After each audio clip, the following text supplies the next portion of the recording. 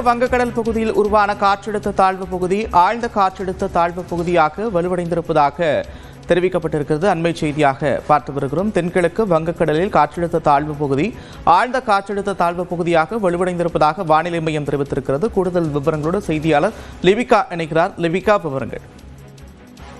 நந்தா, நேற்று மாலை 5:30 மணிக்கு உருவான காற்றழுத்த தாழ்வு பகுதியானது இன்று காலை 5:30 மணிக்கு ஆழ்ந்த காற்றழுத்த தாழ்வு பகுதியாக வலுப்பெற்றிருக்கின்றது.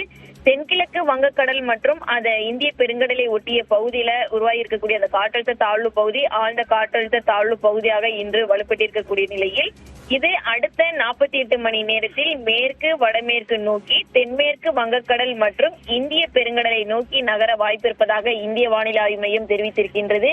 இதன் காரணமாக தமிழகத்தில் அடுத்து வரக்கூடிய 2-3 தினங்களுக்கு ஓரிரு இடங்களில் கனமழைக்கான வாய்ப்பு இருக்கின்றது. குறிப்பாக டெல்டா மாவட்டங்கள் மற்றும் தென் மாவட்டங்களிலையும் கனமழைக்கான எச்சரிக்கை என்பது இருக்கப்படுகிறது. குறிப்பாக இந்த மேற்கு தொடர்ச்சி மலை மாவட்டங்களாக இருக்கக்கூடிய நீலகிரி மற்றும் கோயம்புத்தூர் மாவட்டத்தினுடைய மலைப்பகுதிகளுக்கும் இதன் காரணமாக கனமழைக்கான வாய்ப்பு இருப்பதாக வானிலை ஆய்வு மையம் தெரிவித்திருக்கின்றது.